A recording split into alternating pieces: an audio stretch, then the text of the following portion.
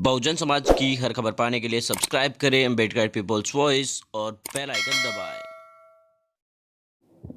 जैसा कि आपके सामने भी बहुत ही वरिष्ठ नेता बहुजन समाज पार्टी में रहे, मंत्री रहे और लगातार जनता के बीच में सेवा करते रहे।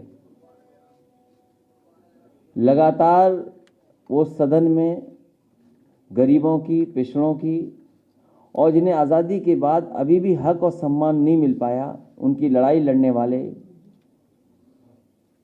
लालजी वर्मा जी और राम अचल राजभर जी, इनका सहयोग और समर्थन मिला है। और 7 तारीख को अंबेडकर नगर में अपनी जनता के बीच में समाजवादी पार्टी में शामिल हो रहे हैं। इसलिए मैं इन सब नेताओं का बहुत बहुत धन्यवाद और बहुत बहुत स्वागत करता हूं। लगातार समाजवादी पार्टी का प्रयास होगा कि जनता के बीच में जाएं और समाजवादी पार्टी से और विचारधारा से जो जुड़ना चाहता है उसे लगातार जोड़ते रहें।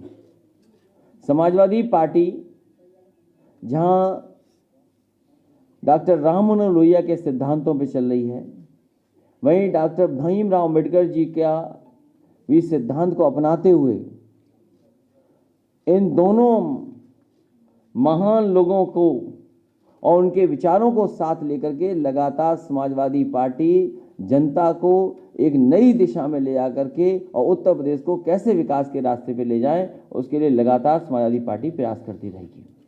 मुझे खुशी है इस बात की कि प्रदेश की जनता समाजवादी पार्टी की तरफ देख रही है और जिस तरीके से महंगाई बढ़ी है, जिस तरीके से बेरोजगारी बढ़ी है और जिस तरीके से सपने दिखाए गए और आज 4.5 साल से ज़्यादा समय हो गया है,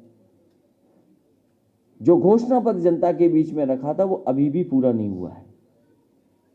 आज जब धान की फसल खड़ी है खेतों में, पूरे उत्तर प्रदेश के किसान को किसी को भी धान की कीमत नहीं मिल रही है। ये वही भारतीय जनता पार्टी की सरकार है जो किसानों को भरोसा दिला रही थी कि सरकार बन जाएगी, भारतीय जनता पार्टी के सरकार में उनकी आय दोगुनी हो जाएगी। आज वही किसान जानना चाहता है क्या धान की उसे कीमत मिल पाएगी कि नहीं मिल पाएगी, और मजबूरी में किसान को अपना धान जलाना पड़ रहा है। कोई पूछने वाला नहीं किसान को। और इधर जो बारिश आई जिसकी वजह से बड़े पैमाने पे फसलों का नुकसान हुआ, आलू का नुकसान हो गया, धान का नुकसान हो गया और खेतों में जो फसलें थी उनका नुकसान हुआ। भारतीय जनता पार्टी की सरकार उन किसानों की मदद करने के लिए आगे नहीं आ रही और एक भी किसान की अभी तक मदद नहीं की गई। कई किसानों का पूरी की पूरी फसल चौपट हो गई। इन किसानों की आय दोगुनी होना तो दूर,